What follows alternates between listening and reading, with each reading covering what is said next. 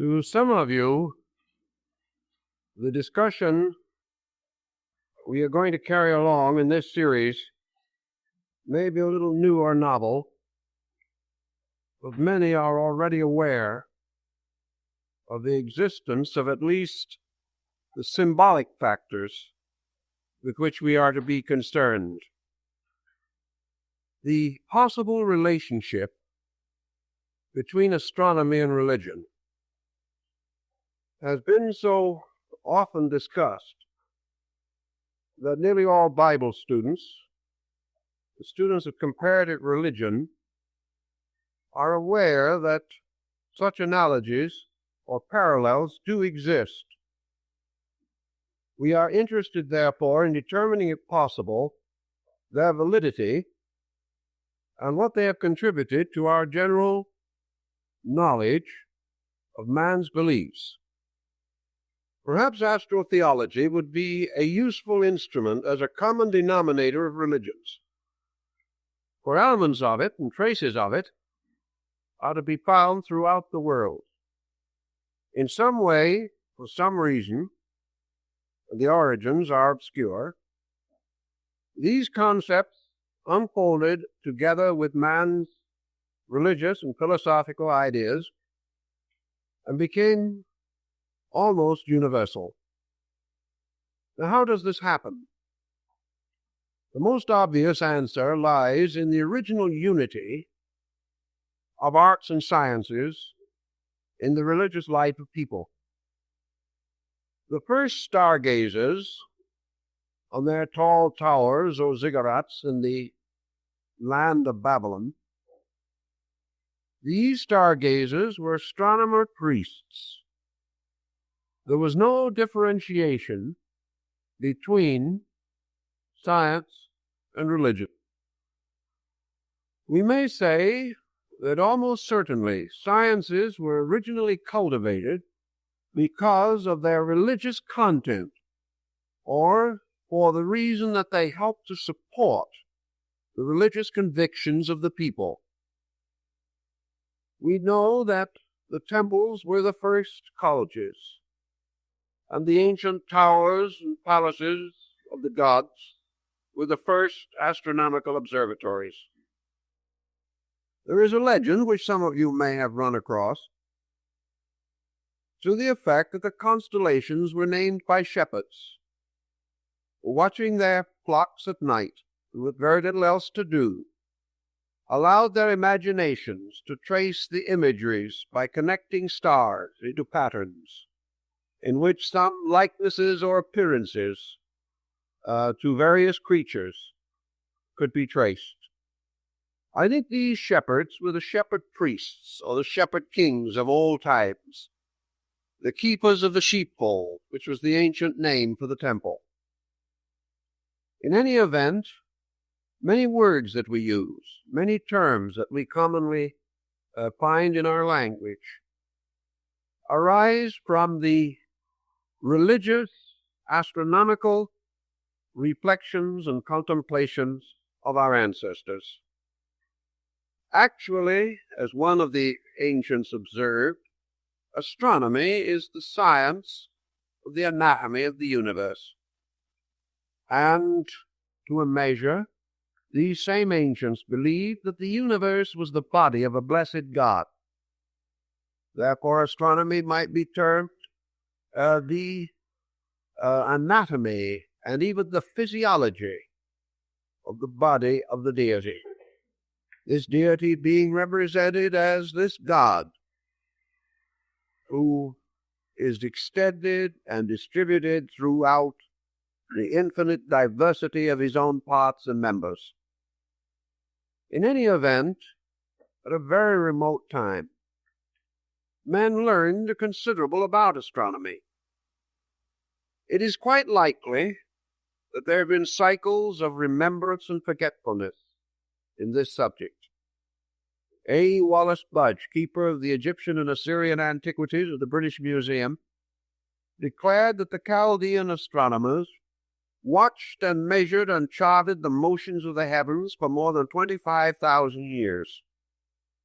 Now, of course, from a man of his standing, This is a rather unusual statement, yet I'm certain that he felt that he could prove it.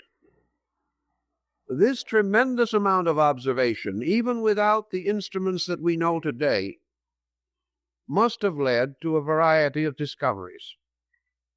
We feel, for example, that ancient man was greatly limited in his astronomical researches by his lack of a telescope. Yet we also have record that the ancients knew certain things about the solar system in particular, which it seems impossible they could have known without some kind of a telescopic equipment. Perhaps the Chinese have the answer. On the wall of the city of Peking, there is the remain of an ancient observatory. It was partly reconstructed by the early Jesuits, but the instruments are essentially Chinese, and they have a complete observatory without a telescope. Now, what they did to meet this peculiar need was a masterpiece in optics. They discovered that by using a long, hollow tube without a lens, they could restrict the light of the sky and concentrate the energy going into their own eyes. And by means of these tubes without lenses, they were able to make a number of observations which would not normally be possible to the individual. They were able to give us a very clear understanding of many peculiar details.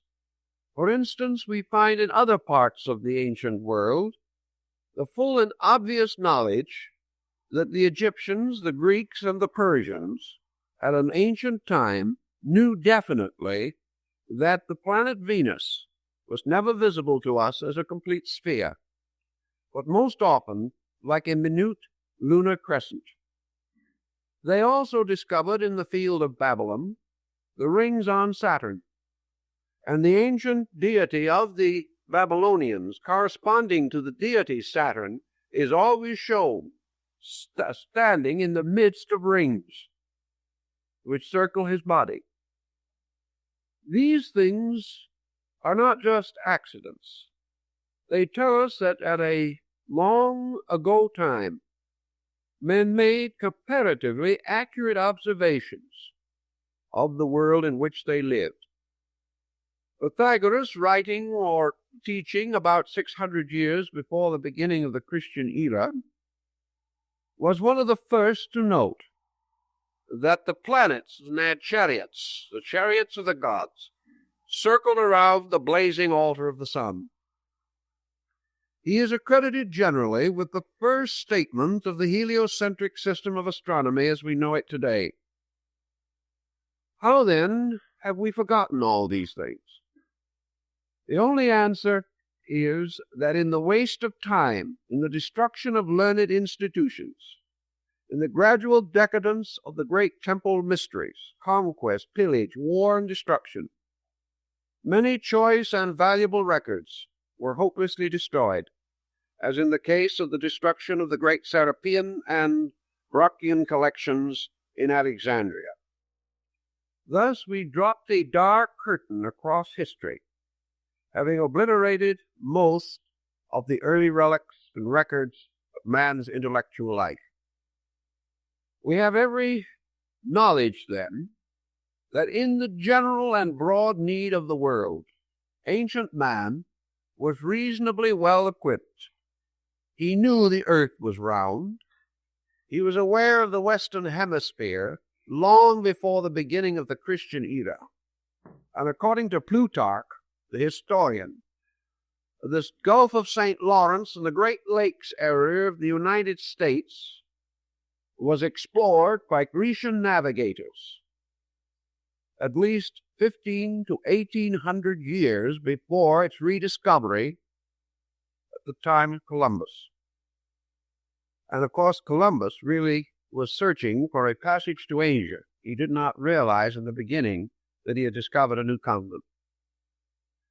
These ancient records and many legends and myths and fables all point out things that we should know, but which we have gently ignored. It is almost certain that the Chinese navigated the coast of California 2,500 years ago. And during the period of Genghis Khan, 12th, 13th century in Mongolia, the Chinese and Tatars were well aware of the Western Hemisphere. We have forgotten a great deal. And we have forgotten a great deal of the source of what we call existing knowledge and the reason for it.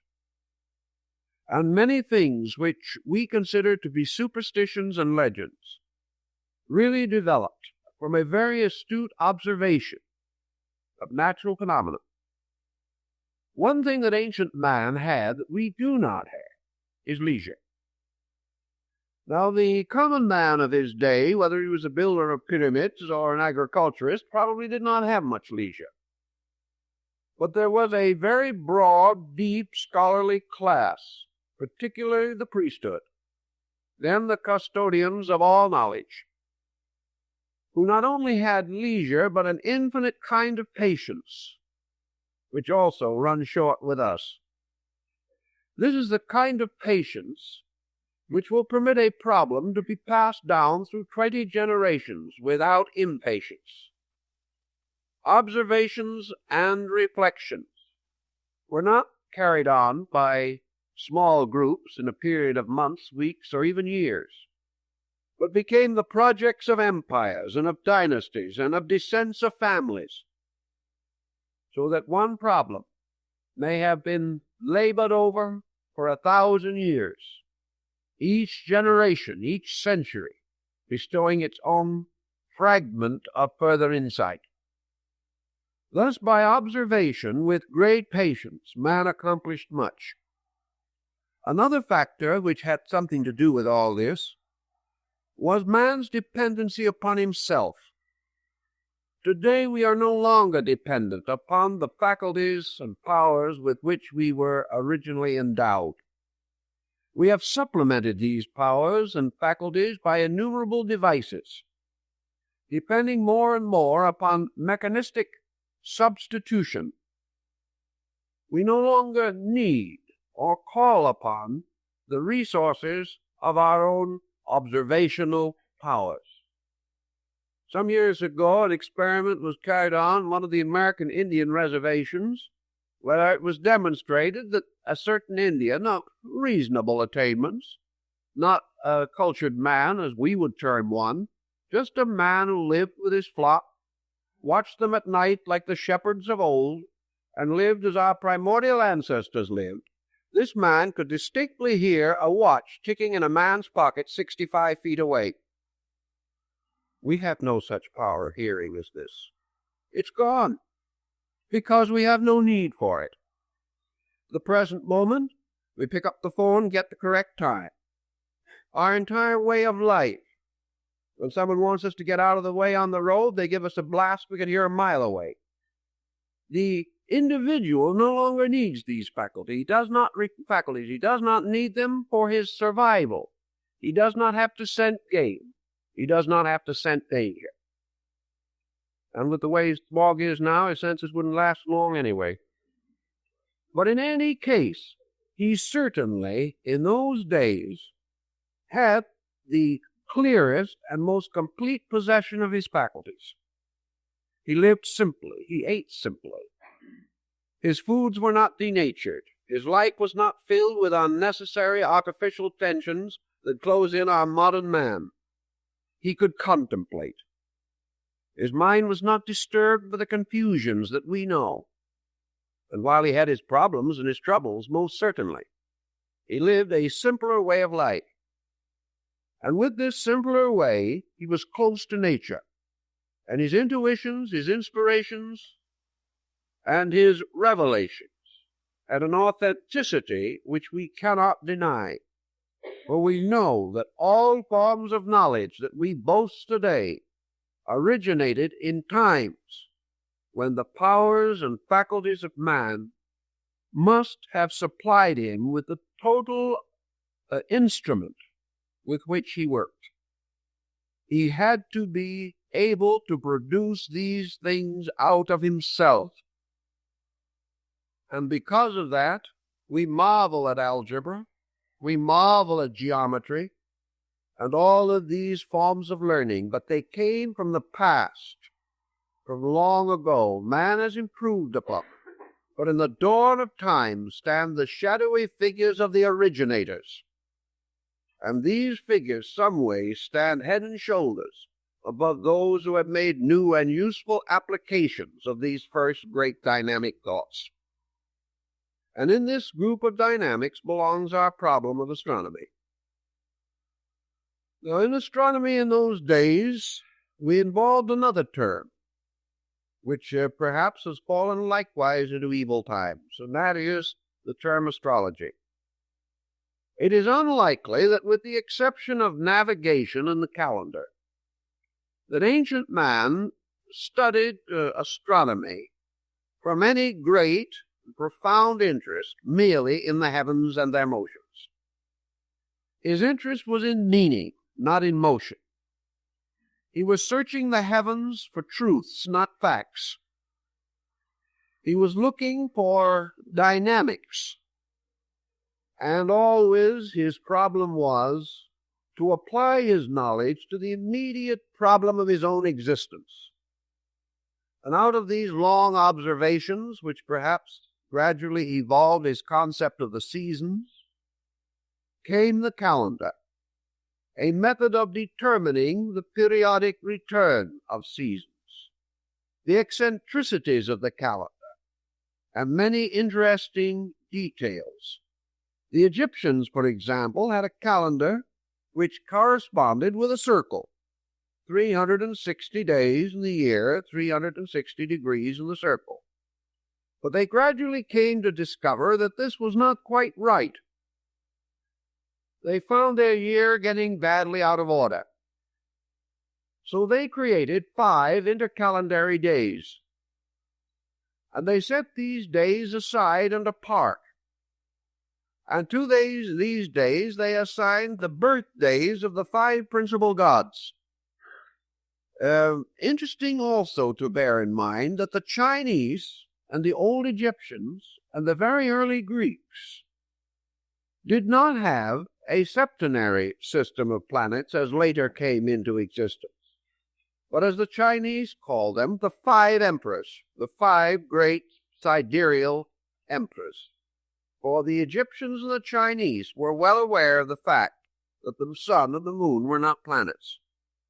Medieval man did not know this, however, and constantly combined the planets and the luminaries to form his septenary. But the older people, like the Egyptians, decided that these 5 days should be the birthdays of the planets, and they set them aside. We are working now with a calendar reform project, and the only way we can make it work today is by the introduction of intercalendary days, so that now the thought is that we shall no longer have a 365-day calendar with leap years and other inconveniences, with the days of the week falling on different numerical days of the month and so on, but that we shall go back to the old idea of having 360 days, 360 degrees, and set aside the 5 days, not this time as birthdays of the gods, but now as our 5 world holidays, which would not be counted. They would be the intercalendary days. In this way, we could simplify many contrivances and problems, but would make life very difficult for astrologers, who would have the problem of trying to determine this equation in correcting charts.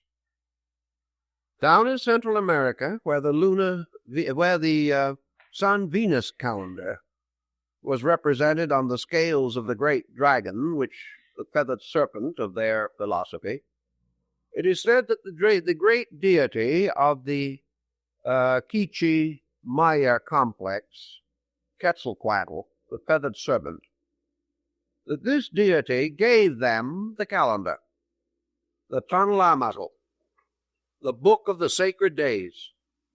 And by this calendar, which was ornamented with the symbols and devices of the gods, the world and time. Both were divided into epochs, eras, and compartments and separate units, and to each was assigned a deity. These people went so far as to assign a divinity to each hour of the day and night, anticipating the medieval astrologers' planetary hour system. All through the ancient world, the calendars and the gods went together. One of the first uses of the calendar probably was to determine religious feasts, and we still have this concept in the church calendar and saints' days and many other similar devices. The calendar then served a great many purposes. First and most, however, it served man to observe the seasons of his planting, of his reaping. It told him when to watch in Egypt for the inundation of the Nile upon which his life depended. It taught him to prepare for the rigors of winter in other climes. It gave him an accurate way of measuring the annual climate of his world. It also told him that each of the changes of the seasons brought new forces into play in his environment and the conditions under which he existed. Each of these changes had its good side and its bad side. Each brought something if he could know how to use it. Each took something away. Therefore, he must provide at certain times. Tithing came from putting away the seed, 10% of the seed, for the next harvest.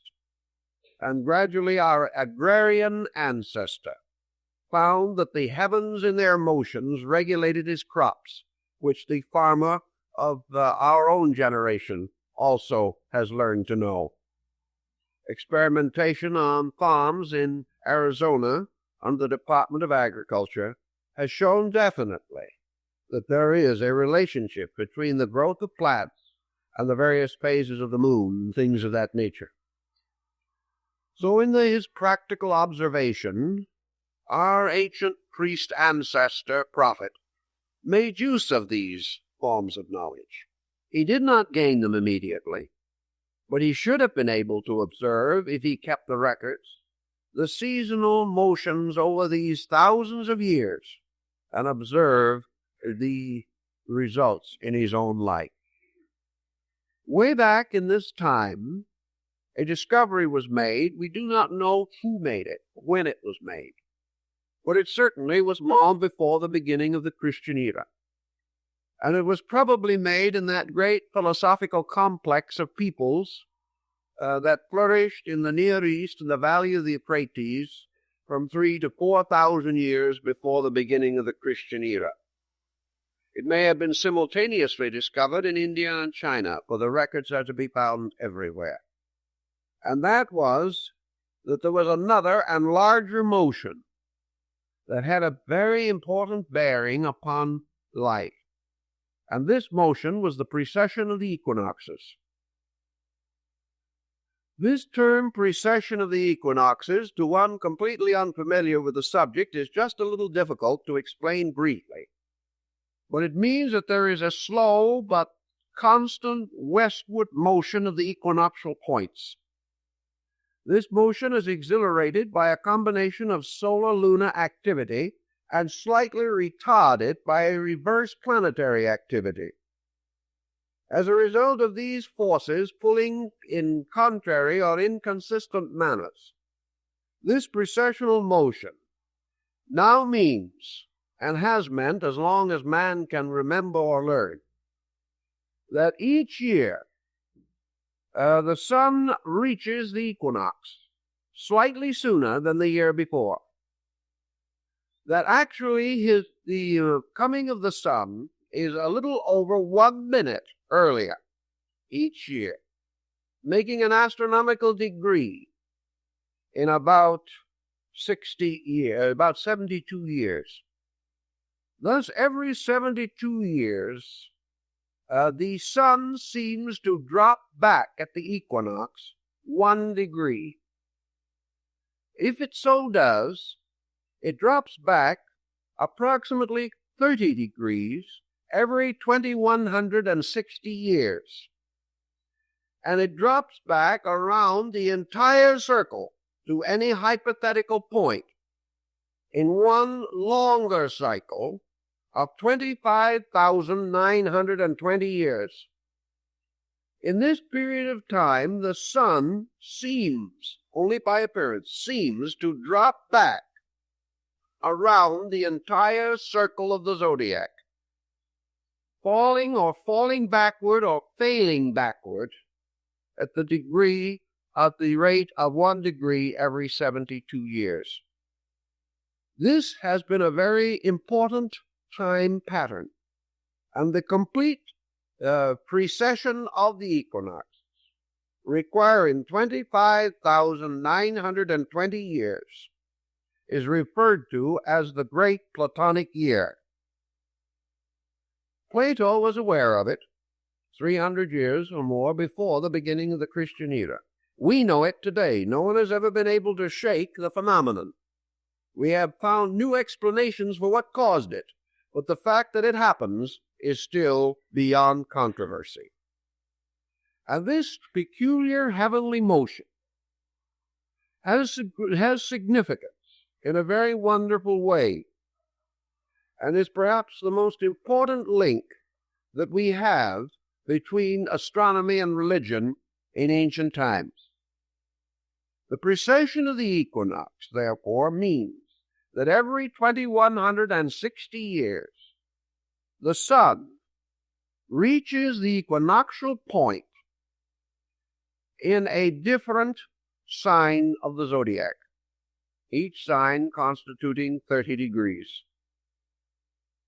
If this occurs, then, we see the appearance of the precession, in which the sun appears to enter each sign in its last degree, and by precession move backward through it to its first degree, and then pass into the next sign, entering that at its last degree and moving back to the first.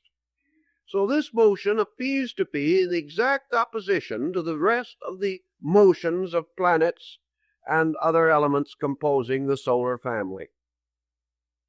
This peculiar observation, the study of the Platonic year, has led to a great many wonderful symbols and philosophies. To get a further picture of this, we must now move to the story of the sun. I think we all know that it is reported that our very remote forebears were sun worshippers. We know that the Pythagoreans rose at dawn each day to meet with hymn and song the rising of the splendor of the day. We know also that the Hindus worship the sun god under the name of Surya, and honored it, riding in its chariot across the sky. We know that the sun in China was the symbol of imperial heaven, and always the sun, as the great symbol of light, was held with extraordinary veneration. We also know that this experience of the sun was closely related to the agrarian cult, or the belief that religion was an experience of growth in nature. The farmer recognized his indebtedness to the sun. By degrees, men came to realize that only by the sun's power would the grain grow. Only by the power of the sun would light be given so that man could go out and labor. That if he was too long separated from the sun, man himself lost much of his vitality and power. And by degrees, the sun became a god symbol. The all-seeing eye of the ancients, the eye of Horus in Egypt, is actually a symbol of the sun, as is the pupil of the human eye. The sun was regarded as the eye of God, and it is said in the Bible that God made his tabernacle in the sun. All this sun worship was not merely a physical acceptance of the sun as a god. I've talked to a number of followers of very primitive faiths, known to be sun worshippers, and I've asked them if they actually worship the sun. They said, no. We worship or accept the sun as a symbol of a principle in the universe. It is not the visible sun, but light, the sense of consciousness, that light makes all things clear and plain and open. And we remember the Pythagorean definition of God as a being whose body is composed of the substance of light and whose spirit is composed of the substance of truth. Thus the sun was the symbol of the light of the world, the light that lighteth every man that cometh into the world. The sun in its daily rising was the symbol of renewed hope. It was the promise of another day of opportunity or of labor, of fulfillment. Ancient man was terribly frightened by an eclipse of the sun because he thought an evil spirit was seeking to destroy the sun. And much of our doctrine of the dragon that ate the sun and other stories and fairy tales come from eclipse phenomena. Also, eclipse phenomena seems to have sustained the belief that there was an adversary or an evil power that wanted to destroy the sun. Man did not fully understand the meaning of the solar power, but he made representations of it in gold, and these were worn by the priests as the symbols of the fact that they served the sun. Most decorations, military or civil, such as the Croix de Guerre or the Légion d'honneur, were originally taken from sun medallions. We reward or honor the individual by bestowing a sun symbol or a rosette upon him. The halos around the heads and bodies of sanctified persons have gradually taken on sun symbolism attributes. These persons were radiant with spiritual powers or with great light within themselves. For the royalty, for the emperor, the king, or the great person, was reserved also the solar coronet. A crown is nothing but a sun, surrounded by a burst of rays. And as time went on, apparently these rays got to be a little inconvenient, sticking out in all directions, so they were turned in to the top, forming the ducal coronet and the crowns of the kings of Europe as we know them today, like the great English crown of St. George. Then among Christian peoples an orb and a cross were placed upon the top of the crown to symbolize the power of Christendom, and the crown became a radiant throne for the symbol of the Christian mystery itself. The sun, then, has always played this vital part, and we have had sun gods. Every religion has had them. They have always been wonderful, radiant beings, and nearly always they were the direct offspring of deity. They were the highest of the gods. And the tragedies that came to the sun gods were the tragedies that most affected mortals. When Balder the Beautiful, the sun god of the Nordic peoples, was slain by the mistletoe arrow, all the world wept, and darkness descended. The joy of the gods was destroyed. Apollo was the sun god of the ancient Greco-Latin, Helios, and he is the one who drove his shafts or rays into the body of Python, and caused the great serpent to be killed and thrown into a great ravine in the earth. And later, upon the site of this ravine, and over the corrupting body of Python, was raised the shrine of Delphi. The sun god was always the slayer of evil because he was the overcomer of darkness.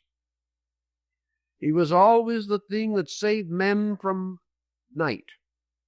And later, in the place of the sun god itself, came the sun or light symbol, the candle, the torch. the fire. These also dispel darkness. They were protectors. And the little candle shining in darkness became the symbol of man's hope and of his faith, and later in great diffusion is preserved to us in the illuminations on the Christmas tree. The world tree with its lights is the symbol of all the candles lit from the great power of the sun.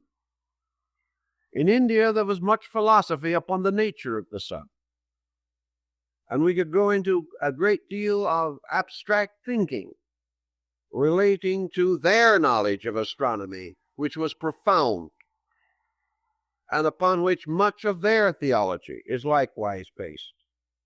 But in round terms, because time is short, and as Hippocrates said, arc is long, we can only make a summary of this situation. But let us accept what is generally demonstrable, namely that upon research we find that ancient man venerated the sun as the visible symbol of an invisible power in space, as the light bearing witness to the life, that there was a life behind the light. Now remember, in the Greek, Helios, later the Latin Apollo, was not regarded as the source of the solar light. He carried on his arm a great shield, and in the center of this shield was a boss or knob. And our modern astronomical symbol for the sun, a dot and a circle, is the shield of Helios, the god.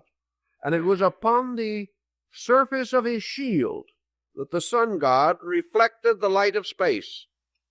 The ancients did not assume the sun to be the complete source of its own light. They assumed it to be a great focal point in space, which collected the great energies from the field of space and reflected them downward into another condition of space which we call matter. Therefore the sun was suspended twixt space and matter, causing the energy of space to permeate all material things. It's an interesting and dramatic concept, and in their ancient arrangement of planets, the sun was placed in the middle orbit, with 3 planets below and 3 above, or rather 2 and the luminary below. Thus the sun was placed in the midst of things. It became an indicating symbol of spirit, of self, later of soul. It was that which represented finally also man, suspended between heaven and earth. It had numerous philosophical meanings, but wherever it appeared, it became an emblem of life and salvation, of redemption.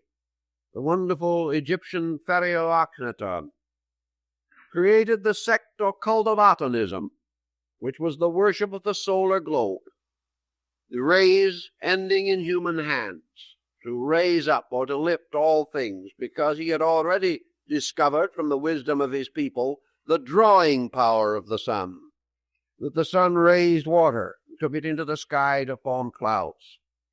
Ancient man watched these things, and with his own quiet wisdom he knew them well. The Chinese philosopher Lao Tzu tells us in absolutely perfect modern terms the entire phenomena of clouds, rainfall, and so on. These things were known, although we have forgotten that our ancestors were so wise. Now the sun deity, having to a great measure become the symbol of light, passed through 3 paralleling cycles of apparently similar activities. These cycles similar in their structure but different in their time equation. By the great precessional motion, the sun seemed to retire around the zodiac in 25,920 years. By another motion, the sun seemed to progress through the signs of the zodiac, and making the complete circle every 12 months, causing what we know as the year. The third cycle of the sun was its apparent motion around the earth, by which it achieved the mystery of the 24-hour day. These were the 3 cycles of the sun, the 3 complete circles which it made of varying magnitude. The least of these cycles in their unity was the day, which consisted of dawn as one of its important points, that in the day the dawn was its vernal equinox. Noon was its summer solstice. Sunset was its autumnal equinox. Midnight was its winter solstice. Thus the sun, according to the Egyptians, rose every morning from the underworld, traveled across the sky, and at night descended into the land of Amentet, where it shone for all through the night for the souls of the dead in the underworld. Now, some of the old documents give us a peculiar little hint about this. They tell us, for example, one of the old manuscripts, that the people in the underworld lived upside down, walking around on their heads. Is it possible that the Egyptians had already discovered that the so-called underworld was the other side of the earth? We do not know with certainty, but we do know that they had navigated as far as the Western Hemisphere, so that it's quite possible that the people walking around upside down were not creatures of mythology, belonging in some fantastic ghost realm, but simply the recognition of something that is factually true as far as we are concerned. In any event, the sun shone in the daytime upon the world of the living and gleamed at night in the abode of the dead. The sun also had this secondary motion in which it went its great circle of the year. It was born on the 25th of December at the winter solstice. It won its great battle. Its resurrection over winter was achieved at the vernal equinox. It was enthroned at the summer solstice, which occurred at that time in the sign of the lion, rather than in the sign of Cancer, where we have it now, and was therefore enthroned as the Lion of the tribe of Judah, and also was seated up on the throne of lions, as told by the legends of King Solomon. And we know that Solomon is composed of 3 words, Sol, On, the name of the sun in 3 languages. All these different symbols. And then finally, at the autumnal equinox, the sun goes forth to meet the mystery of winter, where it is to finally meet its death. So the life of the sun, the annular life of the sun, from its birth to its death, became by degrees of the greatest significance to ancient man. And out of this sun going through the 12 signs of the Zodiac each year came the story of the 12 labors of Hercules, for Hercules is a solar deity, as his name implies, and also the wonderful labors of Samson, for the word Samson in Hebrew means the sun man. That we can't escape these implications. There's nothing we can do about them. We know that at the summer solstice he carries away the gates of Gaza. We know also that when he slays the Nubian lion, he enters the sign of Leo, and that when he is taken into the house of Delilah and his hair is cut short, he is entering into the sign of Virgo the Virgin, which is the beginning of his decline towards winter, at which time, of course, his rays, or his hair, these are cut off and he loses his strength. But at the winter solstice he pulls down the double columns of the house of the Philistines, and the old sun dies, making way for the new sun, which is to be born in the mystery of the winter solstice. And as the old king dies and the new king is born, we remember the words that were spoken at the court of France. The king is dead. Long live the king. In that moment, the sun is born, the new sun. We represent it today when the season is right, for we think of the year as an infant being led in by Father Time, the old year. So old Father Time goes his way and the new year is born. These symbols have come down to us from remote antiquity. And always the old and the new labor together, and forever ancient Cronus is combing out the golden hair of the solar maiden. It is a very interesting, profound symbolism, and upon it a great deal of religious material has been built. Now, in this development of the religion of the solar deity or the solar being, we know that it goes through the signs that this again becomes Sinbad, the sailor, whose adventures are nothing more or less than the 12 labors of Hercules very thinly veiled. They are also the labors of all the heroes, from the heroes of fairy tale to the great epic heroes. We know that always Siegfried is the sun lad, or the sun hero, who slays the dragon with the enchanted sword Nothung. We know also that Siegfried, like all the solar heroes, finally dies. And in the great immolation scene of the Götterdämmerung, he is burnt upon the funeral pyre.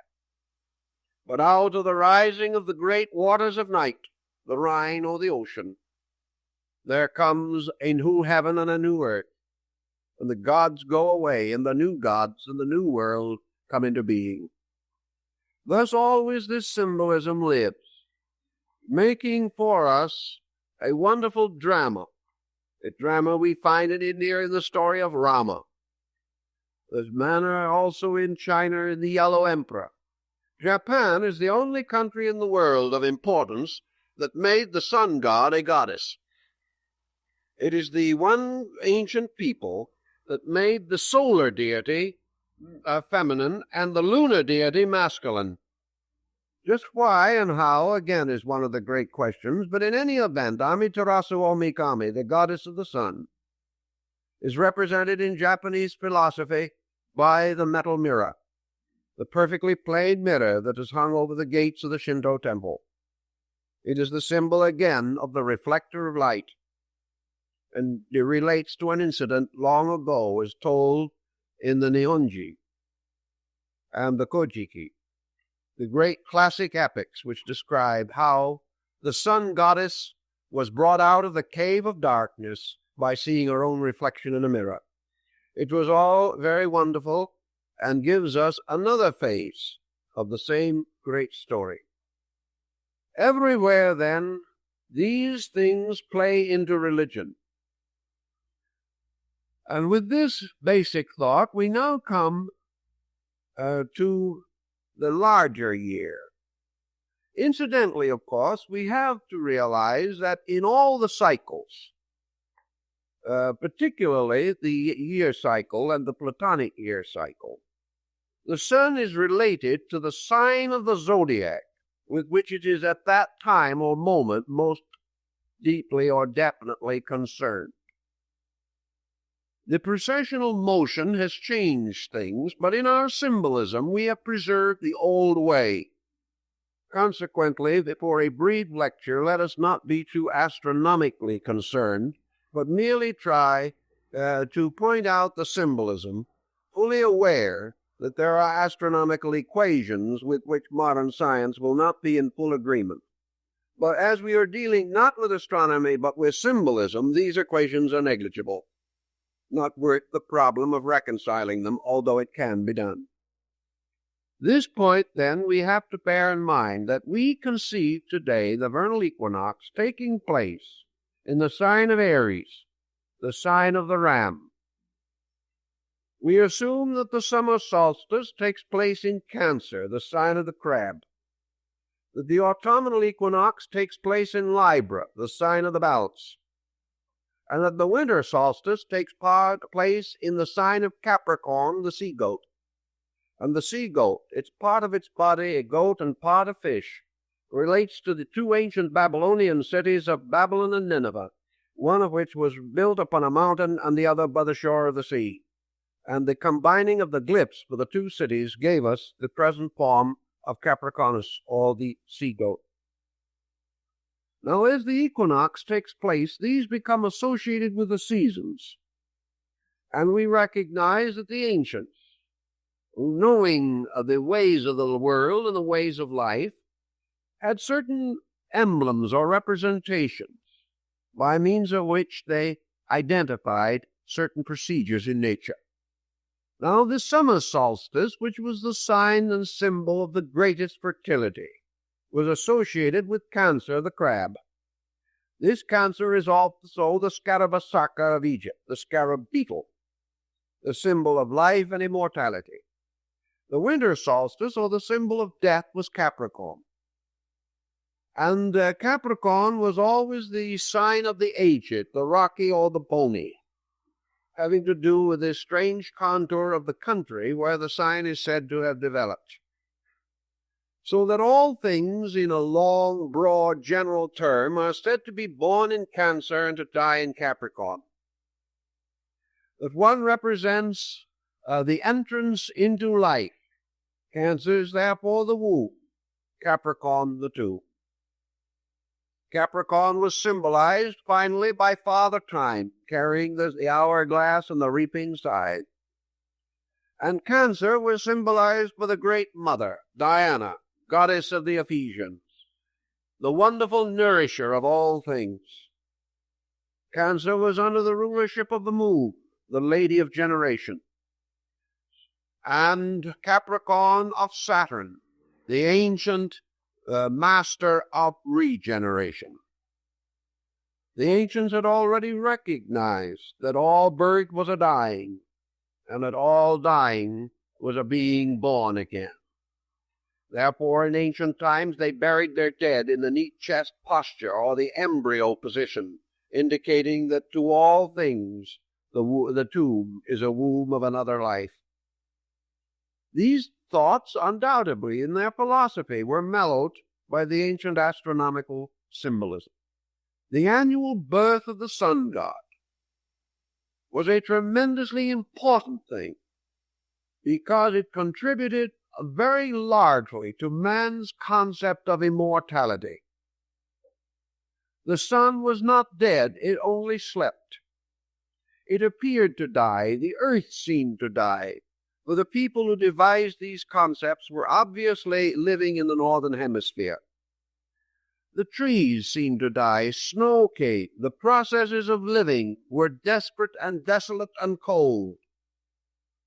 But out of it all came also the symbol of the sprig of acacia, the evergreen, the little pine tree, which later became the Christmas tree, because it was associated with the green tree that remained green through the winter, and therefore was the symbol of an immortality which was not shared by other trees, as far as men could see.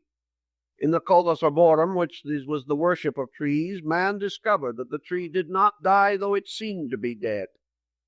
And out of all this seeming of dying, but this fact of living, came some of the deepest and noblest philosophies that revealed themselves to our primitive ancestors.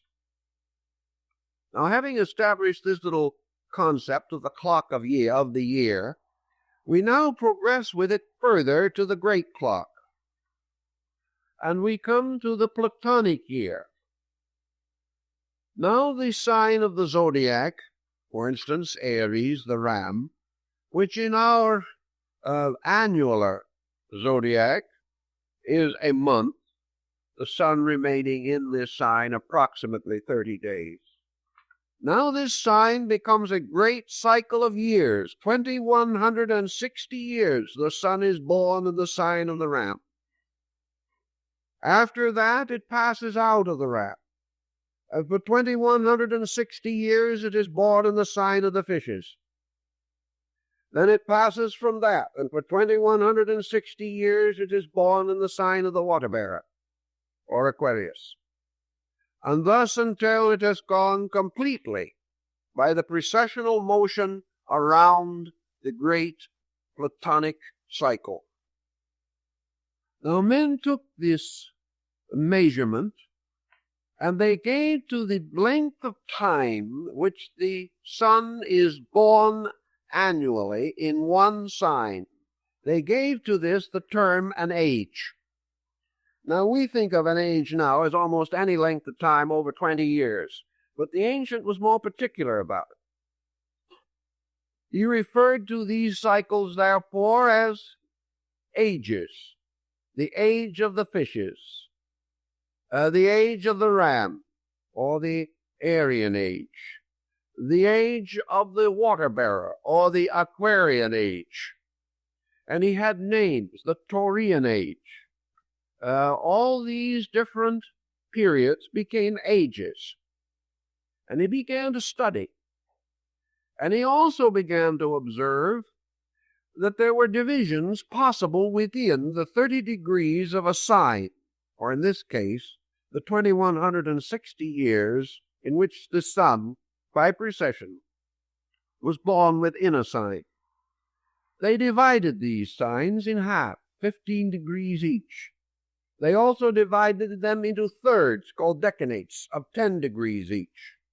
And they divided further into 6 divisions of 5 degrees each, and finally into single degrees.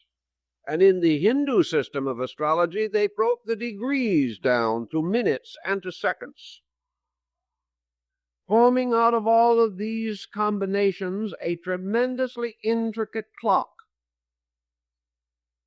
And they determined to their own satisfaction that great cycles of world events are paralleled in history at the time when the sun by precession goes through certain divisions of a sign, ruled by a certain sign itself, a degree within the larger pattern of degrees. Out of the general concept of these things have come the practice or habit of ancient nations worshipping their deities under the forms in which the sun was born. Therefore, in the time, let's go back a little bit, and we will say that in the time when the vernal equinox took place in Taurus, the bull, the celestial ox, that this symbol was closely associated with the religion of man, because this was the body in which the avatara took place, or the embodiment of the great sun being. The light of the universe was released from this segment of the heavens, and this light was qualified by this great mathematical, astronomical, psychological clock in which all of these occurrences were taking place. So back in the time when this was natural and was happening, we find religions arising that had peculiar affinity to the worship of the bull. We know the Egyptians said that their god Osiris was driven from India to Egypt in the form of the bull Apis. We know that the Egyptians mummified the sacred bulls, that they were peculiar symbols of divine authority, and nearly always in their art the bull is represented with a solar disk between its horns. Virgil says that the bull opens the egg of the year with its horns at the time when the equinox took place in the sign of the bull Taurus. We also note that in the Old Testament, the worship of the golden calf, the decoration of the altar of the tabernacle with the horns of rams and of bulls. We also know that in the mysteries of Mithras, the bull was sacrificed. Mithras, the sun god, is shown slaying the bull. One of these carvings was left by the Roman legions in England, and the city of Oxford is named because of the Mithraic ox carving that was found there, going way, way back. We know also that in the Nordic rites, the first gods were licked out of the earth by the cow mother. Hathor, the Egyptian goddess with the head of a cow.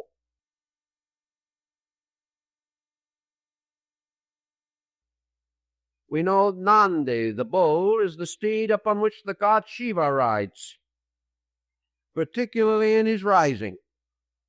For in India, the Trimuti, Brahma, Vishnu, Shiva, represents the sun at dawn, the sun at noon, and the sun at sunset.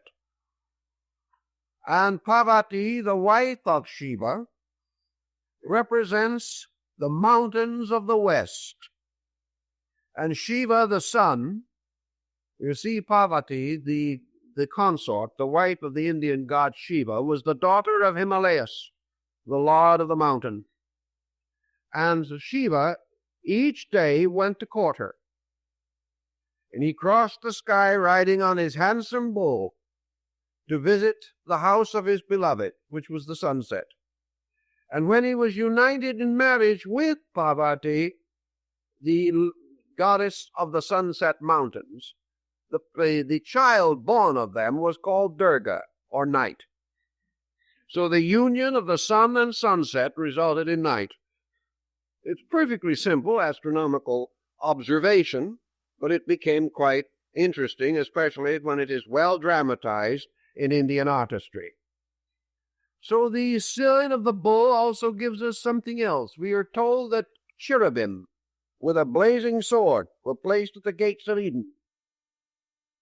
Also, the cherubs were stood upon or knelt upon the Ark of the Covenant. Between the wings of the cherubs came the Shekinah's glory, the presence of the Lord. The word cherub from cherub means an ox or a bull. And we know that in ancient Jewish symbolism, the cherubim were represented with 4 heads, a lion, a bull, a man, and an eagle. These are the 4 fixed signs of the zodiac, Taurus, Leo, Scorpio, and Aquarius, and they are also placed on the corners of early Christian graves or sarcophagi. And the old nursery rhyme, Matthew, Mark, Luke, and John, bless the couch that I lie on, and here are the 4 animals. And of course you know that those 4 animals, the 4 fixed signs of the zodiac, were also associated with the evangelists. And at the present time I'm working an article for Horizon, which is going to deal with the lion of St. Mark. There is one of your 4 signs. Each of the apostles had one of the 4 evangelists had these 4 creatures, the 4 fixed signs of the zodiac, assigned to them. Thus these symbols go on, and we find them not only in ancient times, but in more recent religious history. Now, after a length of time, 2160 years to be exact, the precession of the equinoxes retired till it reached the last degree of the sign of Aries. And we find the beginning of a new religion, a new concept of religion. And it is interesting that it should have arisen about 17 or 1800 years before the beginning of the Christian era. For it was at that time, according to the old tradition, that the great mysteries of the Greeks at Eleusis were brought into existence. Perhaps this date is traditional. Perhaps it is astronomical. But the fact is that it served the symbolic purpose.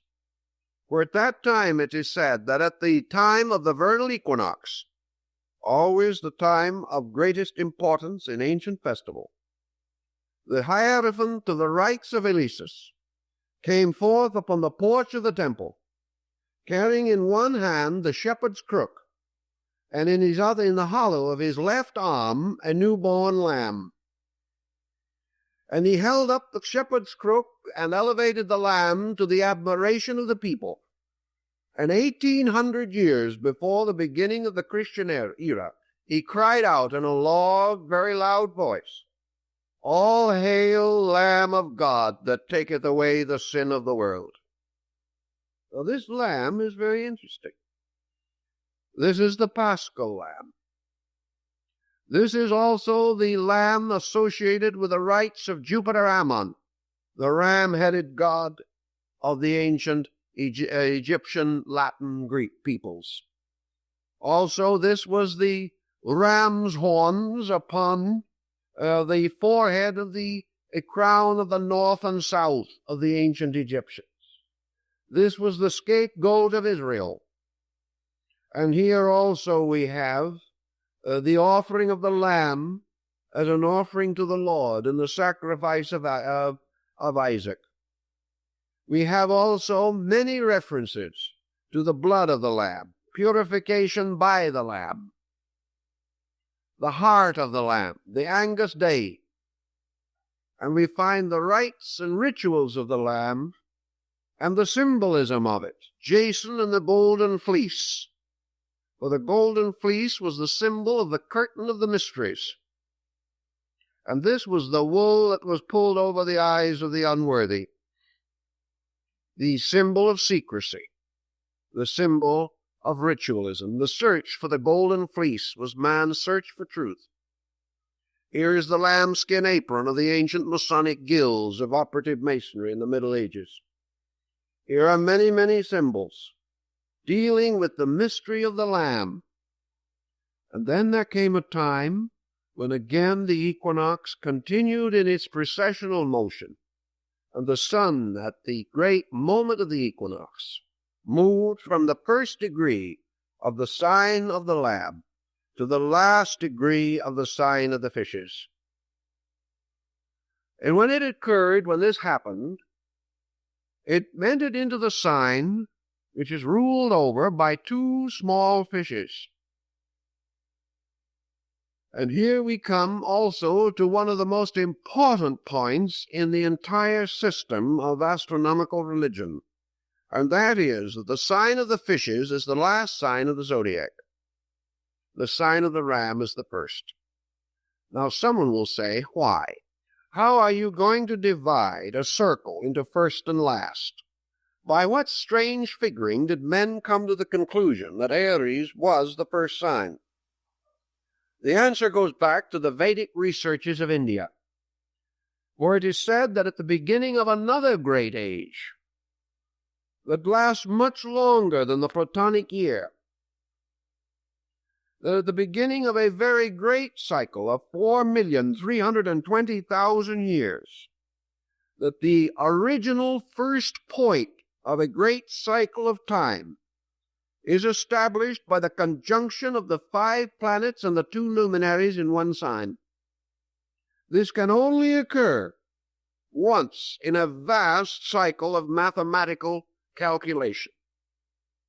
And the last time that the 7 met together was in the sign of Aries, by which another great cycle of calculation was established. They will then separate as now and move at various orbits and times through all the different parts of the heavens, forming innumerable combinations of themselves. And they will ultimately meet again. And in the next time that they will meet in the same element, one sign removed. In other words, Aries is the element of fire. But they will not meet in Leo, which is the next fire sign, but in Sagittarius.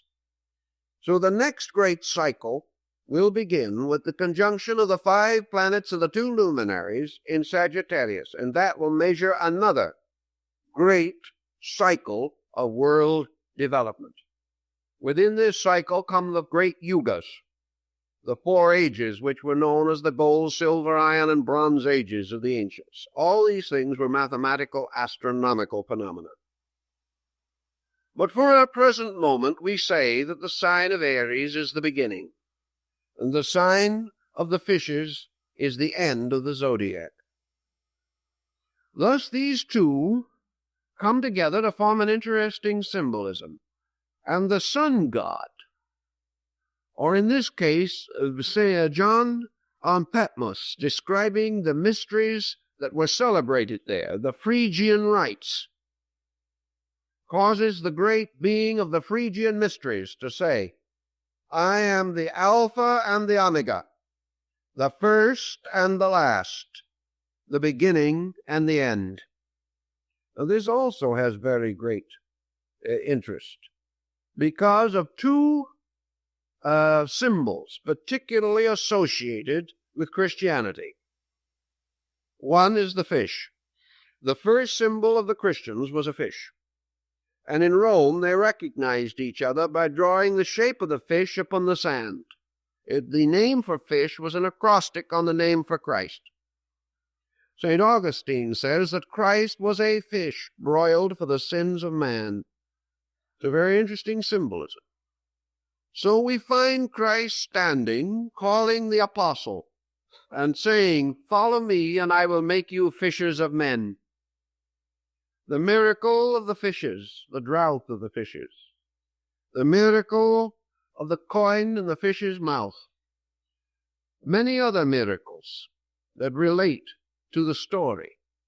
And Jesus, in speaking, going forth upon a ship on the Sea of Galilee, the water symbol of the fish is very interesting. One of the ancient deities came forth out of the sea as Dagon, or the fishman, and the bishop's mitre of the Christian church is a fish's head on end. These things are important, for here we find a transition taking place, and at this transition of sign, the rising of a faith which had as its principal symbols the two principles, or two ideas, the Lamb of God and the Fisher of Men. The fisherman's ring is the ring of the Pope.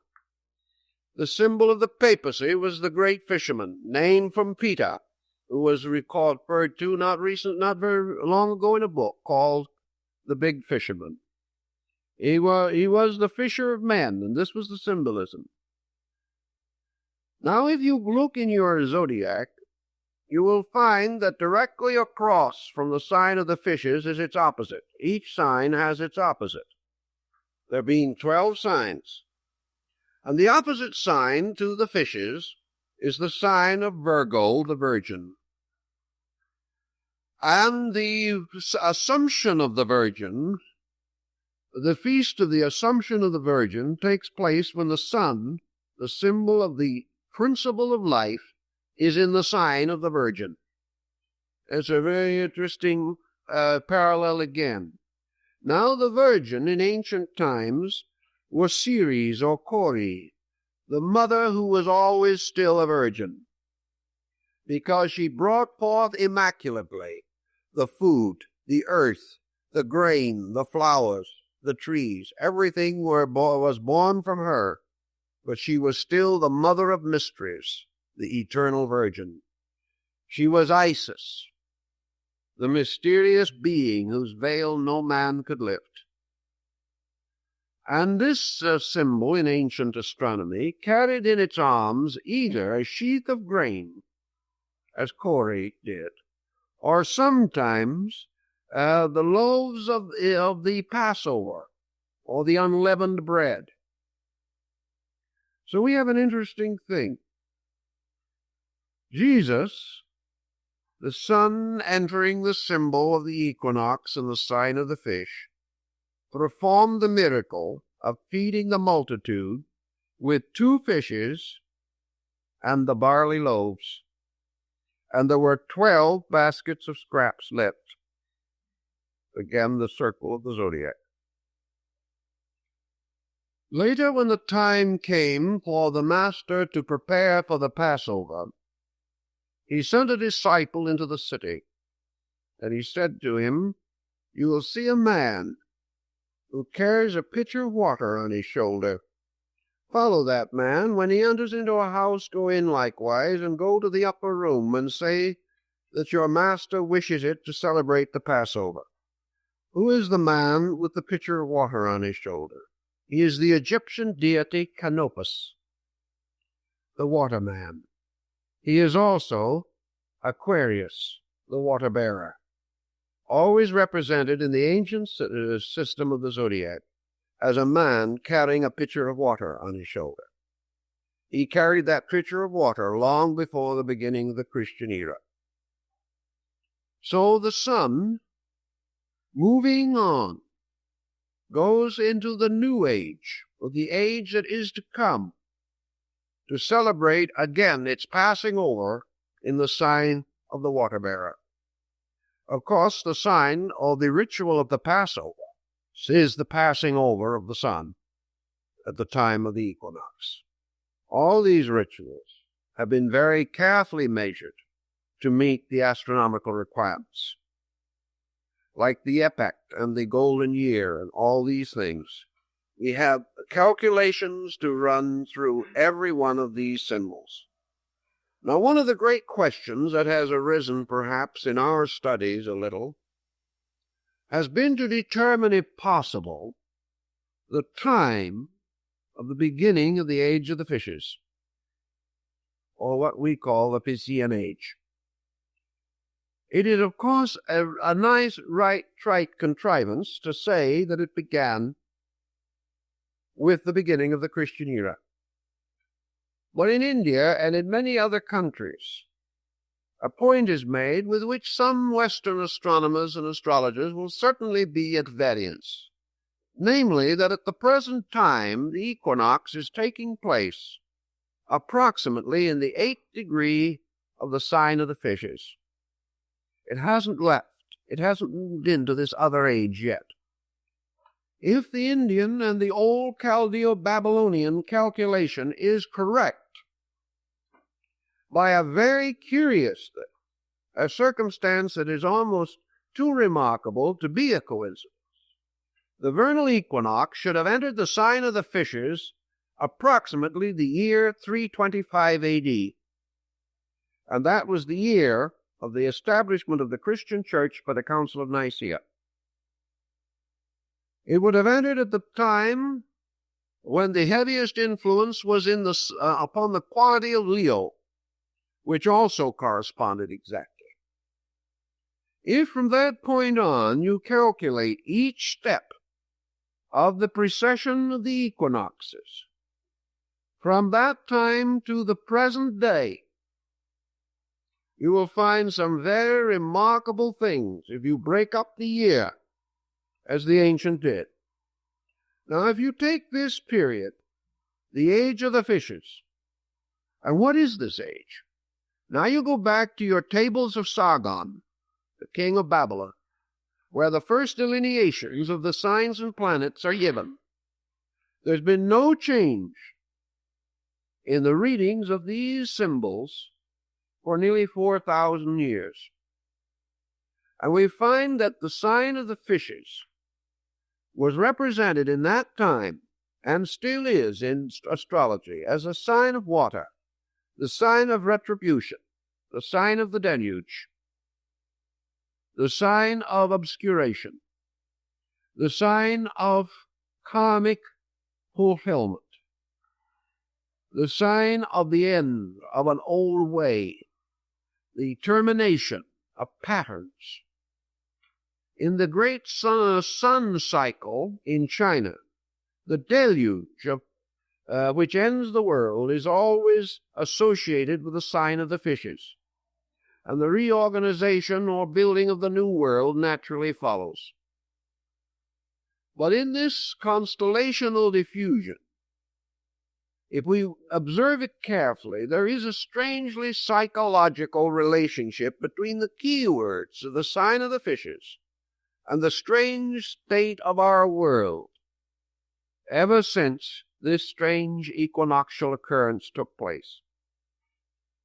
The obscuration, the hiddenness, and at the same time the strange spirituality which is associated with this sign, the mysticism, the inner and deeper yearning and longing, the age of the ministry, the age of the struggle, the strife, the pain, the problem, the winding up, the paying off of old debts, the completion of work left unfinished. And in many ways that is a bit typical of the situations we find ourselves in. Now, as we say, we have about 2,160 years to work with from the beginning of this cycle. And if we do assume for a moment that it could coincide with the Council of Nicaea, which was the formal creation of the Church, and we know that from the time of this council on, the integration of the Church took place. It became a religion. Prior to that, it was a group of scattered communities without leadership or organization. If we add 1/2 of the period of that cycle, we divide this great period of 2160 years right in half to divide the age into a positive and negative half. Where does the half line drop? It drops approximately in the year 1400. In fact, it drops a little closer than that. It drops almost identically on the exact date set aside as the date of the Renaissance, the great change in our world, the beginning of the modern world as we know it, the moving from the negative half of the sign to the positive half. We break down the sign step by step, and we find everywhere that these major cycles hit exactly with the prominent dates in the cultural and moral and spiritual growth of our peoples. And it seems very possible that this was the basis, this study of the great Platonic year was the basis of the fortunate long-range predictions of men like Nostradamus, who could not have worked it by the ordinary methods that we know, but only by the great precessional motion. Now from all this we come to many other symbols, and I think there is one that is fascinating enough to give a little thought to. During this period that we call the medieval world, there lived a very interesting and kindly old gentleman who is known as the Venerable Bede. He is called venerable because he was on his way to canonization, but he never got any further than the first step, by which he became venerable, as one of these terms that precedes full canonization. Now, the Venerable Bede was a very pious soul, and he had a great sorrow in his heart, something that he just could hardly bear, and that was to contemplate the motion of a pagan heaven over a Christian earth. Here were all the constellations, here was the Argonaut sailing off, here was Cetus the great whale, here were all these symbols, Hercules and Pegasus and Ariadne and all this, all moving over a perfectly respectable Christian commonwealth. It just didn't seem right. So the Venerable Bede decided to Christianize the heavens. And he did it. And we have in the library 2 very beautiful astronomical charts, very large ones, original prints from the Middle Ages, in full color, showing the Christian universe. He did it very simply. He simply took the various constellations and transformed them. The krator or cup of the Greeks became the Holy Grail. The 12 signs of the Zodiac became the 12 disciples. Nothing could be simpler. Cetus, the great fish, Leviathan, became Jonah's whale. And the Argonaut kept on sailing as Noah's Ark. All these symbols were perfectly fitted together. And the result was a great success. But suddenly everybody stopped in their tracks. Somebody had let the cat out of the bag. Actually, the symbolism proved the common origin of both groups. Actually, these symbols that were put in the place of the old were the equivalents in a new faith of identically the same principles. So everybody hushed it up and forgot about it until the French Revolution came along with still a different idea, and the situation has lapsed back, waiting now for another revolution on the part of scientists who probably will want to change all of these because they can't stand the superstitions of any group. So that now you don't speak about planets, speak about signs, you speak about so many degrees right ascension. It's so much less personal and so much more scientific, but it comes out to the same place.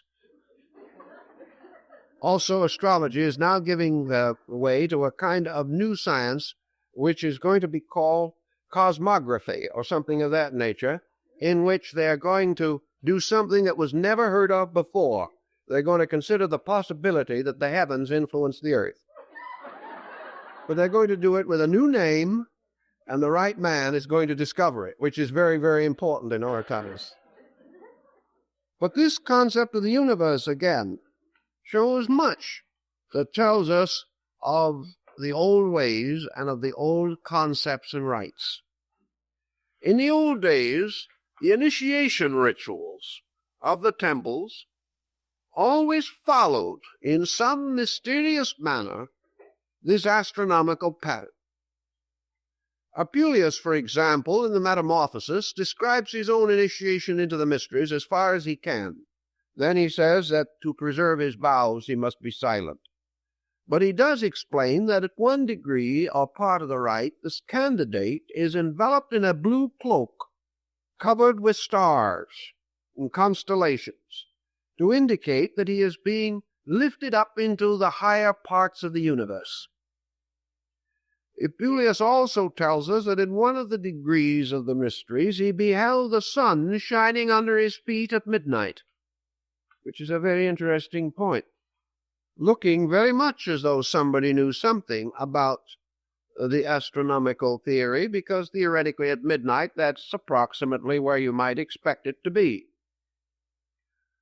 Also, he describes the rituals, and he follows very closely the description given by Porphyry in his Cave of the Nymphs, which is an interpretation of one section of the Odyssey of Homer. And he describes the cave of initiation, in which you descend under the earth and come into a room, the ceiling of which is made to represent the sky. And there are two entrances, one on each side, and you descend a set of steps. You walk across a common ground and ascend out through another set of steps. And the point of entrance into this underworld is called Cancer, and the point of exit is called Capricorn. And the adventures, wanderings, and terrible experiences of the candidate seeking initiation represents the motion of the sun through the signs Leo, Virgo, Libra, Scorpio, and Sagittarius. Now, if you can imagine placing Cancer at one gate and Capricorn at the other, and going down now to the point between them, you will find you have sort of tipped your celestial globe so that now the bottom point is represented by the sign of Libra, which is now between the two. Cancer, Leo, Virgo, Libra. Scorpio, Sagittarius, Capricorn, you're out. So that Libra is placed at the center in the bottom. The sign of Libra is the scales. Here the soul, descending into the underworld, comes into the judgment hall of Osiris, where his consciousness or his conscience is weighed upon the scales in the cyclostatia. The ancient peoples only had a zodiac of 10 signs at one time in a very remote period. They had no sign of Libra, and Virgo, Scorpio were one sign, and that is still indicated by the general shape of the two, except that in one the end of the M-like figure turns up, and in the other it turns back. Now, at the time of the so-called fall of man, it was believed that the signs were divided and Libra was inserted between them. There is a very ancient doctrine about that, increasing the number of the signs to 12. But the sign of the scales, placed in the judgment hall of the twin truths in the temple of Amentet, is at the bottom of this V-like pattern of the descent of man into judgment or into generation. This judgment or testing in the mysteries follows very closely the entire cycle of ancient times and the ancient initiation ritual. Now, there is also a very interesting story relating to the human embryo, for if the embryo is twisted inward to form its equivalent to a circle, the embryo, which has at the beginning, as you realize, a caudal appendage resembling a tail, looking very much like a highly developed polywog. This structure, if twisted into a circular form, equals 3/4 of a circle.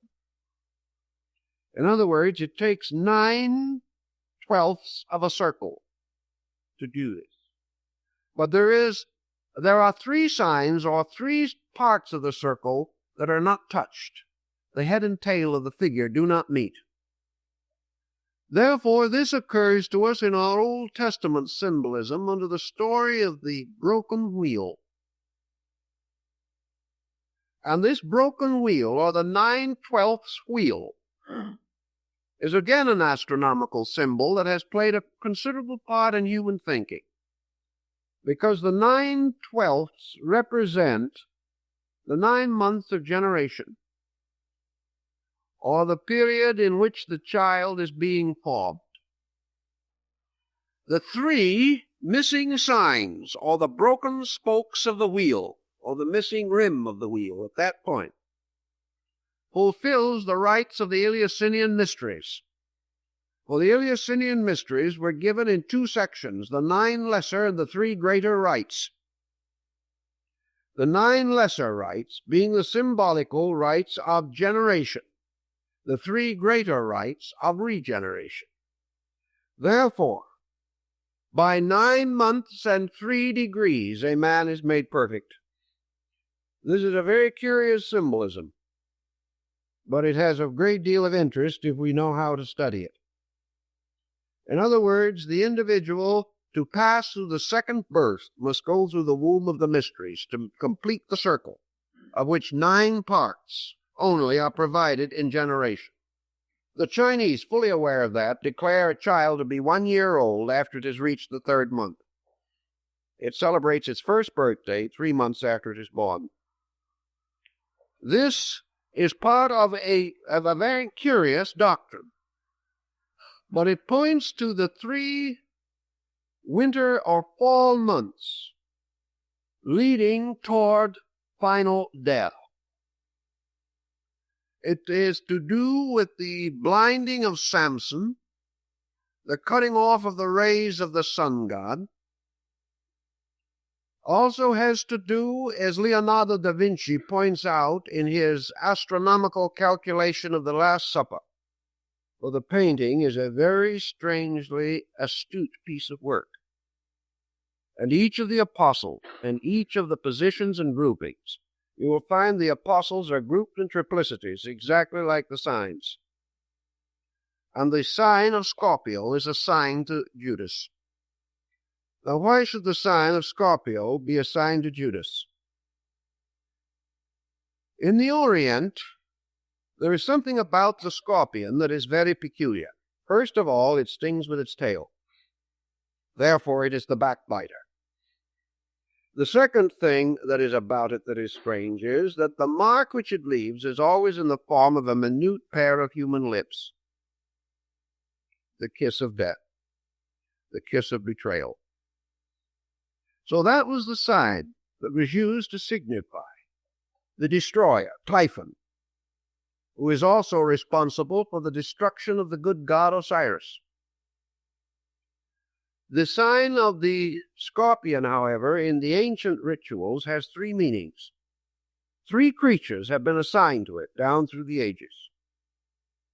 And depending upon the one that is selected, you have some concept of the true meaning of it. The scorpion is one sign that is associated with it. The second sign that is associated with it is the serpent. The third sign that is associated with it is the phoenix. So the scorpion, the serpent, and the phoenix were all given to that one sign of the zodiac. And the Rosicrucian mysteries of old European mysticism always bestowed their higher rites at the time of the sun being in a certain degree of Scorpio. Therefore, Scorpio was the symbol of death and rebirth, of evil and redemption. Most of all, it was man transcending his own inferior nature. It was the symbol of initiation into the secret rites which symbolize death. It was the death of the old and birth into the new. It is death always leading to liberation. And we find all through the ancient symbolism these parallels carefully preserved even into your alchemical mysteries, and in the combinations and structures of the alchemical stone of the wise man. There is what is called the horoscope of the stone. In other words, there is a symbol of the universe represented as a particular pattern of planets.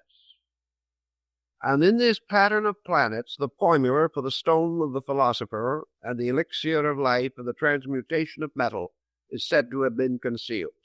And the mysterious eight-sided vault of Christian Rosenkreuz was formed into the symbol of a solar system, in the midst of which the body of the ancient adept is said to have been placed. All of these peculiar symbols trail down through the ages, reminding us of the numerous forms of indebtedness that we have to the planetary symbols. The Dionysian artificers, the great builders of the Greek cathedrals and churches, and also the builders of the theaters of Dionysus. Later they became the great Lombard builders of Europe, the builders of the medieval world and the Renaissance, the great Comosine masters. Nearly every one of the structures that they built was based mathematically upon a constellation. Caesarino, in his edition of Vitruvius, the great master of architecture, shows how the modes of architecture were based upon the great constellational patterns, and that the temples of the gods were built according to the stars of the constellations in which these gods were said to be enthroned. A very elaborate and involved system of architecture rose, therefore, from this same consideration. Also, we remember Gaffaro, the astrologer to Cardinal Richelieu, pointing out how the handwriting on the wall of heaven described in the Old Testament is actually a study of star groups, in which the star constellations form the consonants of the Hebrew alphabet, and the planets moving through them form the vowels. And the constant motion of the vowels and the consonants produce the writing upon the wall of sky, which the ancient prophets could read. There are many references to these things, and gradually there emerges to our consideration a concept of sidereal motion, of human growth, and of the linking of these two together in a highly complicated scientific concept.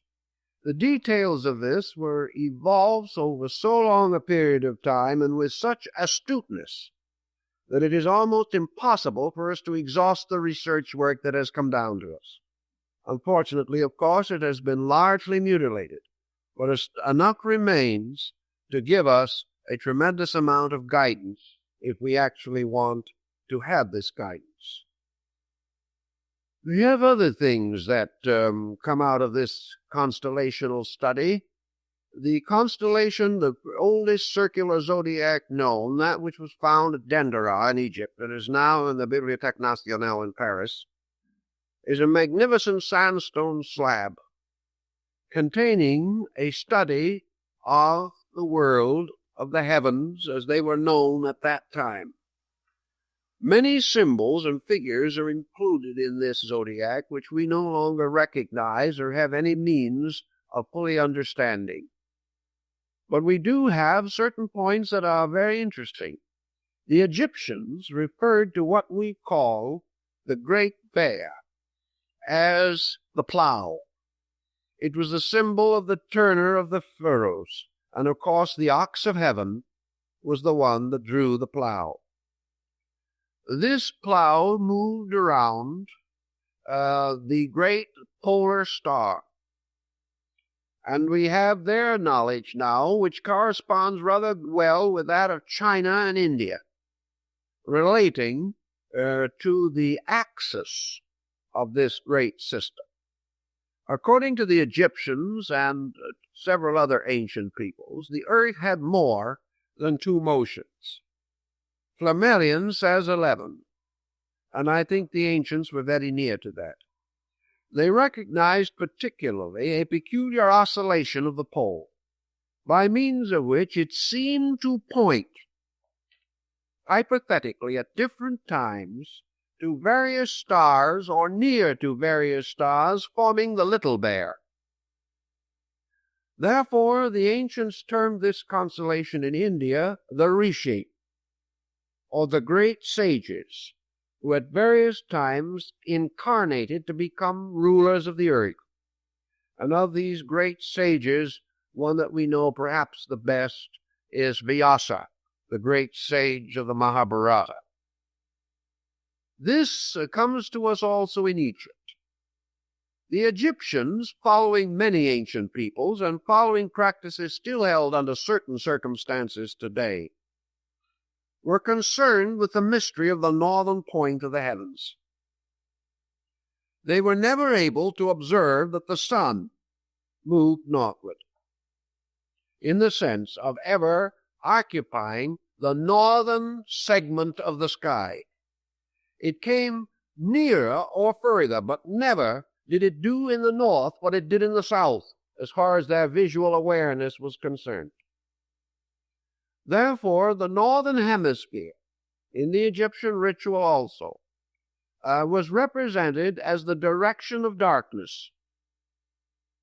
In the ancient temple, there was a gate at the east, west, and south, but no gate at the north. Now, as a result of that, it has been held that people believed that from what the Greeks call the Hyperborean, or the area or region north of the winds, Hyperboreus, that from this region came only frost and snow giants and monsters. The Egyptians, however, did not do it that way. They had a very interesting astronomical outlook out. Measurements have been taken to study the glyph used in Egypt as the symbol of the great gods, particularly the abode of the great gods. This is always what appears to be an inverted bowl or a half circle, turned upon a straight line. In other words, the bowl bowls or bulges upward, forming a half circle. This is a boss, mountain, or raised place, and through that streaks a line like a vertical, not quite vertical staff. It is off the vertical, and at the upper end of that staff is a little flag symbol, just like a little banner, a quadrangle, apparently of cloth or something. The sign of a deity was always the staff with the flag, probably because in those days great and honored persons were accompanied by bearers of devices, heraldic symbols, much like the knight-errants of the Middle Ages. But the thing that has always amazed students of Egyptology is the reason why, in the abode of the great gods, this flag staff cuts at an angle into this mountain or this mound. So somebody, for no good reason, perhaps it was Lepsius or one of the other early Egyptologists, began to study the inclination of this flag. And he examined a number of instances of it in great monuments. Of course, you can't be certain in hastily written documents by comparatively poor scribes, but in the great stone carvings, in the great sarcophagi texts, and so on, he studied these things, and he found this was always the same. And he measured a little further, and he found that it coincides exactly with our inclination of the Earth's axis. What is it then? This mountain and this flag represents the North Pole, which was the abode of the gods, the great gods, that dwelt in silence. And in Egypt there was no symbol, no emblem, and no figure for the great gods.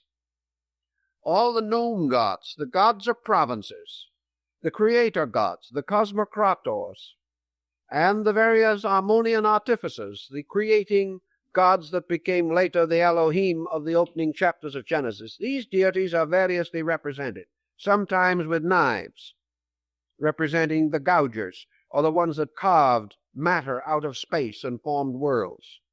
Sometimes as Ptah, the potter of Memphis, forming the globe on a potter's wheel. Always the concept of the potter's wheel and its turning of it. They seem to be aware of that motion in their ancient rituals. A little later, further research indicated that on the great figures of Osiris, the plumed double crown of the North-South Empire was always worn at the same inclination. So the crown of Egypt corresponded in the inclination in relationship to the vertical, corresponded with that of the flag inclination on the mound, and also with the polar inclination. So here was an adornment, a symbol, tying to another principle, the principle of the pole and the polar mountain. Also, we know the Great Pyramid, by its orientation, was an astronomical marker of some nature or kind. The complex of pyramids have been regarded as probably the elements of a vast sundial system, similar in some ways to the complex of stones in England at Stonehenge, which was used by the Druids to determine the exact moment of the winter solstice. Here the great rituals were performed, particularly by capturing the ray of the newborn sun in a crystal lens in order to stop the sacred fires by what we call burning glasses. All these symbols are intriguing, and the great gods of the north and the silence of these gods dwelling forever above the earth correspond, of course, to the Indian concept of Mount Meru, which is to the north. And in the Buddhist doctrine, Chang Shambhala, the city of the gods, means Chang, north. It means that it is the city of the north. And it is said that it is so glorious and so magnificent that lights are forever radiating from it. The aurora borealis. This house of the gods in the great north corresponds to the entire great concept of primitive Aryan myth and ritual. The ritual brought down from India along the migrations of the Aryans down the Indo-Gangetic plain long, long ago. Nor can we say that other peoples were not aware of these things. In your Central American complex of cultures, your pyramid builders and so on, you have great consideration given to the north and to the mystery that is hidden there, and the recognition that it has to do with the secret source of the universe, the great darkness from which light came. Because in all these systems, the great sun globe is always the child of heaven, the symbol of the first and only begotten of the veiled mother who is space, whose mystery no man can solve. The sun gods then go into their infinite diversity of activities. But always the sun god is a child of fatality. And we have another interesting group of legends arising which are called the myth of the dangerous child. This is the child whose coming is predestined and looked forward to by the wise, whose birth darkness attempts to prevent by despotism, who finally rises triumphant over his enemies, becomes the ruler of his kingdom, is betrayed and dies, and is buried at the winter solstice. Buried, as the ancient legend tells us, over the brow of a hill. And here he remains until by 3 degrees or 3 days or 3 signs he is raised again at Easter. And this great cycle goes on and on and on. The cycle of the religious mystery of the sun divinity. Many times we find the solar face also. Among the Peruvians and among the peoples of the great South American complex, that finally came under the control of the Inca chieftains, Viracana, the god of the air, was worshipped by kissing the sunbeam. All you did was face it and kiss the light, and that was your adoration for God. The symbol, the supreme symbol in that area, was the great golden disk of the sun. And the story is told that it was a disk of solid gold and jewels 11 feet in diameter. And when the conquistadors under Pizarro divided up the spoils, one of them got this sun disk as his spoil by a throw of dice, and a few moments later lost it to another soldier by another throw of dice. That was the way things were done in those days. But these people undoubtedly recognized the same basic concept. Their rites and ceremonies and what we learn of their religion shows that they also based all of their calculations upon the sovereignty of the solar power and its great journey. This is the dangerous journey of the sun, the hazardous journey, which is beset by all manner of problems, like the journey of Siegfried down the river, the great Rhine journey, that leads him finally to the house of the Gibertschum, where he is betrayed and killed by Hagen, the symbol of winter, the dark one. These different emblems, and we find them everywhere, also show in the Maya complex, on the Casa de los Moros at Chichen Itza in Yucatan, the so-called House of the Nuns. There is over the doorway of the ecclesia, or small chapel, the Great One, Itzamna, the Lord of the Mysteries, he of the azure plumes of the bird of paradise, and he is seated in the solar egg, surrounded by rays of light going in all directions. He is the Great One, whose tabernacle is in the sun. Beneath him are spread out the ancient Maya glyphs for water. Around him clouds and lightning, but he is the great solar one. Now later, from him, by an immaculate conception, by the Virgin Xochiquetzal, was born Quetzalcoatl, the feathered serpent, the symbol of the sun's path and also of the same mysterious modes of the lunar arc which cause what we call today the dragon's head and tail in astrological research, the motion of the lunar orbit. And this great deity, Quetzalcoatl, was the good god, the sun god. He wore the bonnet of the Quetzal plumes, which was the symbol of the solar light rays, the feathers going out in all directions. For the Quetzal is the bird that is born of the sun, and when the time comes for it to die, it flies back to the sun. And the Quetzal, like the thunderbird of the American Indian, is just another phoenix. And this again is the symbol of priesthoods, the symbol of the wise ones, or the sun gods, the sun-born ones, who are the keepers of the ancient mysteries. And this Quetzalcoatl served his people well, brought them out of darkness and ignorance. But finally there came from the south the evil one, the red-mirrored god Tezcatlipoca, the god of Mars. And this evil deity destroyed the power of the sun god. And the sun god departed finally upon a raft of serpents from the shores at Veracruz, promising to return. But this whole cycle was a sun-Venus cycle, and the astronomy of these people proves it. The pyramid of the sun at Chichen Itza is an absolutely correct astronomical representation of the year.